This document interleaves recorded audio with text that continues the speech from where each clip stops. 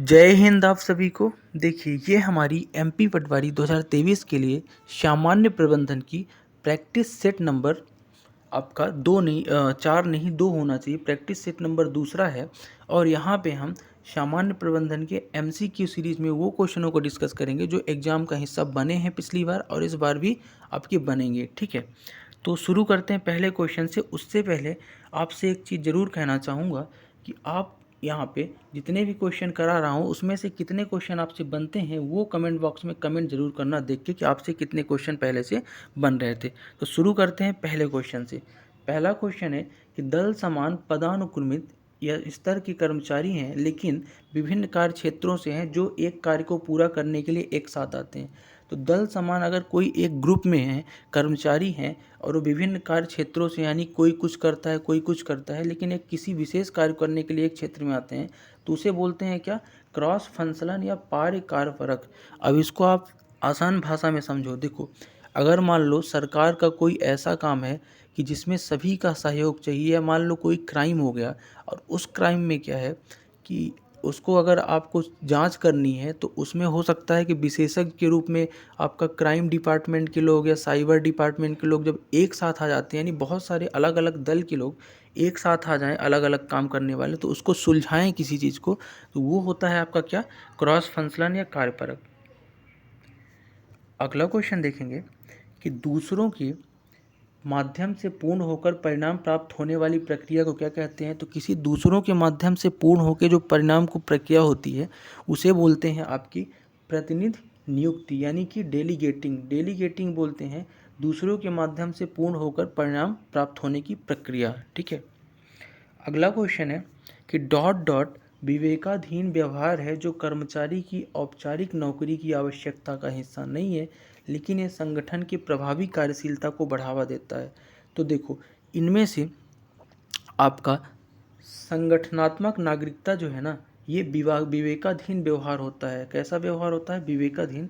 कर्मचारी की नौकरी के लिए आवश्यक तो नहीं है संगठन को बना के नागरिकता को, लेकिन ये जो है ना कार्य की, यानी पूरे संगठन की जो कार्यशीलता है उसको, प्रभाव को बढ़ावा। कहने का मतलब सिंपल सी बात में है कि अगर आप एक कंपनी में हैं, उस कंपनी में सभी कर्मचारी अगर संगठित होकर काम करते हैं ना, तो काम की जो संगठन की कार्यशीलता है वो काम करने का चीज़ बढ़ जाएगा।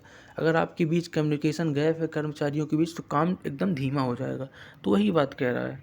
ठीक है, अगला क्वेश्चन है कि व्यापारिक संगठनों का प्रमुख कार्य क्या है? तो व्यापारिक जो संगठन होते हैं ना, उनका प्रमुख कार्य क्या होता है? तो उनका प्रमुख कार्य होता है अतिव्यापित होते हैं। क्या होते हैं? अतिव्यापित। जैसे मान लो कोई मार्केट है, मार्केट में बहुत सारी दुकानें हैं, तो उनका जो संगठन है ना, उनका प्रमुख कार्य है अतिव्यापित होना। ठीक है, चलो अगला क्वेश्चन देखेंगे। नेक्स्ट क्वेश्चन है आपका कि डॉट डॉट वह संगठन है जो वेब प्रौद्योगिकियों के विकास की देख रेख करता है। तो कौन सा संगठन होगा जो वेब प्रौद्योगिकी की विकास की देख रेख करेगा? तो इसमें से जो आपका वर्ल्ड वाइड वेब कस्टोडियन होता है, यानी कि वर्ल्ड वाइड, एक सेकेंड, हाँ, इसमें से जो आपका वर्ल्ड वाइड वेब कस्टोडियन होता है, ये आपका होता है ऐसा संगठन है जो वेब प्रौद्योगिकियों की विकास की देखरेख करता है, यानी वेबसाइटों वगैरह की देखरेख करता है यही संस्था। ठीक है, चलो अगला क्वेश्चन देखेंगे कि दल खिलाड़ियों को बनाने की चुनौती वहाँ सबसे बड़ी होती है जहाँ संस्कृति डॉट डॉट है। यानी कि दल खिलाड़ियों को बनाने की चुनौती सबसे ज़्यादा कहाँ होती है? तो वहाँ होती है जहाँ पे संस्कृत जो है ना अनेकावादी है। कैसी है? अनेकतावादी है। अब इसको आप साधारण भाषा में ऐसे समझो। देखो, सॉरी, अनेकतावादी नहीं होगी, व्यक्तिवादी होगी। व्यक्तिवादी इसलिए होगी क्योंकि ऐसे समझो, देखो आप लोगों ने सबने एक मूवी देखी होगी, चक दे। चक दे जो मूवी थी उसमें शाहरुख खान कोच थे हॉकी टीम के, और जो वहाँ की गर्ल्स थी यानी टीम की खिलाड़ी थी, तो वो लोग क्या है कि पूरे भारत के अलग अलग जगह से आई थी। तो उनके बीच क्या है, व्यक्तिवादी व्यवहार ज़्यादा था, इसलिए एकता बनाने में और एक खिलाड़ी का जो दल है, समूह है, यानी टीम है बनाने में टाइम ज़्यादा लग गया था।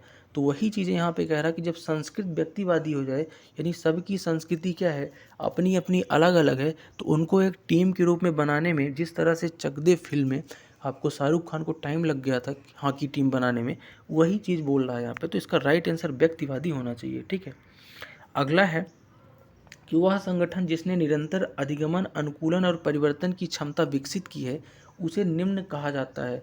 तो अधिगमन, अनुकूलन, परिवर्तन की क्षमता अगर कोई ग्रुप है यानी ऑर्गेनाइजेशन है, उसने अगर विकसित किया है तो उसे बोलते हैं अधिगम संगठन। क्या बोलते हैं? अधिगम संगठन। ठीक है। अगला है कि जस्ट डू इट किसकी टैगलाइन है? तो जस्ट डू इट इसमें से बताना है किसकी टैगलाइन है। तो जस्ट डू इट जो है ना, ये नाइकी की टैगलाइन है। नाइकी एक ब्रांड है आपका, आप लोगों को पता ही होगा, बहुत सारी चीज़ें निकालता है नाइकी, कपड़े उपड़े है, स्पोर्ट के ब्रांड, मतलब स्पोर्ट के शूज़ वगैरह। तो नाइकी की क्या है टैगलाइन? Just do it. ठीक है। अगला है कि प्रबंधन प्रक्रिया में 5 तत्व क्या होते हैं? तो प्रबंधन प्रक्रिया के 5 तत्वों को बताना है, क्रम बाई क्रम क्या होते हैं। तो प्रबंधन तत्व में सबसे पहले नियोजन, फिर नेतृत्व, फिर आयोजन, फिर प्रबंध और फिर नियंत्रण। तो ऑप्शन 3 इसका राइट हो जाएगा, नियोजन, नेतृत्व, आयोजन, प्रबंधन और नियंत्रण। ठीक है। अगला है कि डॉट डॉट वह संगठन है जिसमें 2 या 2 से अधिक कंपनियों का संयोजन है। तो कैसा संगठन? तो देखो, इनमें से जो विलय है ना, विलय एक ऐसा संगठन है जो 2 या 2 से अधिक कंपनियों का संयोजन है। कहते हैं ना कि वो कंपनी इसमें मर्ज कर ली, इसको कंपनी टेक ओवर कर ली। ठीक है। कहने का मतलब जैसे फिजिक्स वाला ने अगर किसी कंपनी को टेक ओवर कर लिया, बायजूस ने किसी कंपनी को अपने में, और अभी ये काम कर रहे हैं आपके जैसे कि एलन मस्क जो है टेस्ला के, उन्हें ट्विटर को अपने अंदर विलय कर लिया है। तो विलय होता है 2 या 2 से अधिक मतलब कंपनियों का एक संगठन। ठीक है। चलो अगला देखेंगे कि कंपनी की नीति, प्रशासन, पर्यवेक्षण, पारस्परिक संबंध, कार्य की स्थिति और वेतन को डॉट डॉट कारकों के रूप में जाना जाता है। तो कंपनी की नीति और प्रशासन, पर्यवेक्षण और पारस्परिक संबंध और कार्य स्थिति को डॉट डॉट के कहने का मतलब स्वच्छता के कारकों के रूप में जाना जाता है। कहने का मतलब ये, कंपनी की नीति अगर स्वच्छ है, कार्य की स्थिति को लेकर, वेतन देने की स्थिति को लेकर, प्रशासन के लिए, तो ये चीज़ें आपके कारक जो है ना स्वच्छता के रूप में जाने जाते हैं। ठीक है। अगला क्वेश्चन देखेंगे कि डॉट डॉट एक कंपनी है जो व्यवसायों और उपभोक्ताओं दोनों को वेब एक्सेस प्रदान करती है। तो इसमें से कौन सी कंपनी है जो वेब एक्सेस यानी वेबसाइट का एक्सेस देती है? तो आपको बताना है। तो इंटरनेट सेवा प्रदाता, जिसको आप आईएसपी बोलते हो, इंटरनेट सर्विस प्रोवाइडर भी बोलते हो, आईएसपी, वो जो एक ऐसी कंपनी है जो व्यवसायों और उपभोक्ताओं दोनों को वेब एड्रेस देती है। आप लोगों ने देखा होगा किसी भी वेबसाइट के नीचे लास्ट में डॉट कॉम लगा रहता है। तो डॉट कॉम मतलब व्यवसायों के लिए, कमर्शियल के लिए हो जाएगी। तो देती कौन है? आईएसपी यानी इंटरनेट सेवा प्रदाता, इंटरनेट सर्विस प्रोवाइडर ही देता है। मान लो डॉट जीओवी है यानी गवर्नमेंट की वेबसाइट है, तो ये सब काम वेब एड्रेस एक्सेस कौन देता है? आईएसपी ही देता है। ठीक है। अगला है कि शब्दों को अर्थपूर्ण क्रम में व्यवस्थित कीजिए, आपको ये पूछा है। तो देखो, शब्दों को कर दो, 4 शब्द हैं, बोलना, वक्ता, ताली, माइक। तो सबसे पहले क्या होगा? सबसे पहले होगा क्या इसमें से? आप ही बताओ। सबसे पहले आप क्या करोगे? बोलोगे। ठीक है। बोलने के बाद आप क्या करोगे? माइक लोगे। ठीक है, बोलने के लिए। एक सेकंड, ये नहीं होगा आपका। सबसे पहले क्या होगा? सबसे पहले आएगा वक्ता, वक्ता आएगा, फिर वक्ता क्या करेगा? हाथ में पकड़ेगा माइक, माइक पकड़ने के बाद बोलेगा, फिर लोग ताली बजाएंगे। तो इसका क्रम कैसे बनेगा? देखो, सबसे पहले दूसरा बनेगा यानी वक्ता आएगा, फिर उसके बाद पकड़ेगा हाथ में माइक यानी चौथा हो जाएगा, फिर उसके बाद बोलेगा यानी पहला हो जाएगा, फिर लोग ताली बजाएंगे यानी तीसरा, यानी 2 4 1 3 इसका आपका क्रम बनेगा, यानी ऑप्शन 3 इसका सही हो जाएगा। अगला देखेंगे कि नैतिकता का अर्थ है। तो नैतिकता का इनमें से क्या अर्थ है आपको ये बताना है। तो नैतिकता का अर्थ होता है सही या गलत, सही या गलत नैतिकता का अर्थ है। अगला क्वेश्चन देखेंगे कि निम्नलिखित में से कौन सी एक मतभेद समान यानी कन्फ्लिक्ट रिजोल्यूशन तकनीक नहीं है। यानी कि मतभेद अगर हो जाए किसी कंपनी या किसी कर्मचारियों के बीच, तो इसमें से कौन सी तकनीक नहीं है मतभेद को निपटाने के लिए यानी ख़त्म करने के लिए? तो आपको ये बताना है। तो एक छिंदान वेसी यानी कि डेविल्स एडवोकेट की नियुक्ति करना, ये कोई ऐसी मतभेद समाज की युक्ति नहीं है। यही आपका राइट आंसर हो जाएगा। बाकी अगर किसी अधिकारी का आदेश है, उच्च कोटि लक्ष्य है, परिहार है, ये सब क्या है?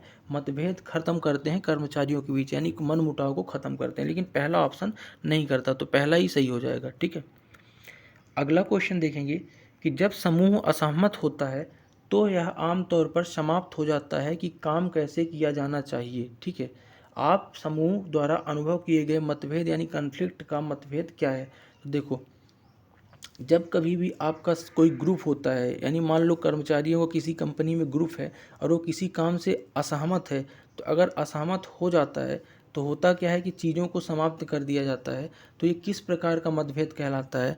तो ये मतभेद जो है आपका, ये कहलाता है प्रक्रिया यानी प्रोसेस वाला मतभेद कहलाता है। कहने का मतलब ये है कि आप मान लो किसी कंपनी में मैनेजर हो, आपके पूरे एम्प्लॉयज़ हैं और आप कोई उनके सामने प्रस्ताव रखते हो और सभी ग्रुप में आके उस चीज़ से असहमत हो जाते हैं। आपने रखा वेतन कटौती करूँ, सभी असहमत हो गए, तो कहीं ना कहीं एक प्रक्रिया बनी। ठीक है, अगला क्वेश्चन है कि निम्नलिखित में से कौन सा लक्ष्य निर्धारण सिद्धांत से संबंधित एक महत्वपूर्ण मुद्दा नहीं है? तो लक्ष्य यानी कि आपका टारगेट निर्धारण जो है या गोल कह सकते हैं अचीव करने का, इसमें से कौन सा महत्वपूर्ण मुद्दा नहीं है? तो श्रमिकों के बीच समानता जो है इसमें से कोई महत्वपूर्ण मुद्दा नहीं है। बाकी लक्ष्य को परिभाषित करना, अगर कोई टारगेट बना रहे हो तो लक्ष्य को परिभाषित भी करोगे, लक्ष्य की विशेष बातें बताओगे, फीडबैक भी लोगे, बट श्रमिकों के बीच समानता कोई लक्ष्य का मुद्दा नहीं है।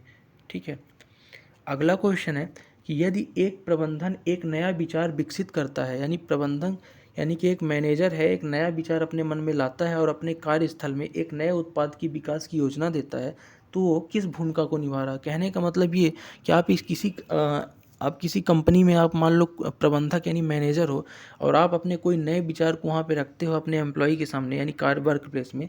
ठीक है, और एक नए विकास की योजना बनाते हो किसी नए प्रोडक्ट को लेके। ठीक है, तो होता क्या है कि आप कौन सी भूमिका निभाते हो? तो आप उस समय जो भूमिका निभाते हो ना, वो होता है उद्यमी यानी एंटरप्रेन्योरशिप की, यानी आप कहीं ना कहीं कोई नया काम कर रहे हो, रिस्क ले रहे हो, तो एंटरप्रेन्योर यानी कि उद्यमी की भूमिका निभा रहे हो आप। ठीक है, अगला है कि डॉट डॉट की आवश्यकताओं में दूसरों द्वारा संबद्ध और दूसरों द्वारा स्वीकार होने की इच्छा सम्मिलित है। तो किसमें सम्मिलित है दूसरों द्वारा संबद्ध और दूसरों द्वारा स्वीकार होने की इच्छा? तो देखो, इसमें से आपका जो अपनेपन है ना, यानी अपनेपन की जो भावना है उसकी आवश्यकताओं के लिए आप दूसरों के साथ मिलते हो और दूसरों की इच्छा को आप स्वीकार करते हो, अगर आपको लगता है वो अपना है तो अपनेपन की जहाँ भावना होती है। अगला क्वेश्चन है और आज का लास्ट क्वेश्चन है कि समूह की गतिविधियों के सबसे लोकप्रिय तरीकों में से एक डॉट डॉट के द्वारा है। तो कोई भी अगर ग्रुप है ना, उसकी अगर एक्टिविटी है और सबसे पॉपुलर जो तरीका है ना ग्रुप की एक्टिविटी का, वो क्या है? तो वो जो है ना प्रकार्य है, तो प्रकार्य इसका राइट आंसर हो जाएगा। ठीक है, तो ये थे टॉप 20 क्वेश्चन आपके सामान्य प्रबंधन के एमपी पटवारी में, जो पिछले साल आपके पूछे गए हैं ग्रुप 2 सब ग्रुप 4 में, क्योंकि इस बार संयुक्त भर्ती परीक्षा हो गई है। तो आपको कमेंट करके बताना है कि सामान्य प्रबंधन के वीडियो सेक्शन में क्या सुधार किया जा सकता है और आपसे इसमें से 20 में से कितने क्वेश्चन बन रहे थे। मिलते हैं नेक्स्ट वीडियो में, तब तक के लिए जय हिंद।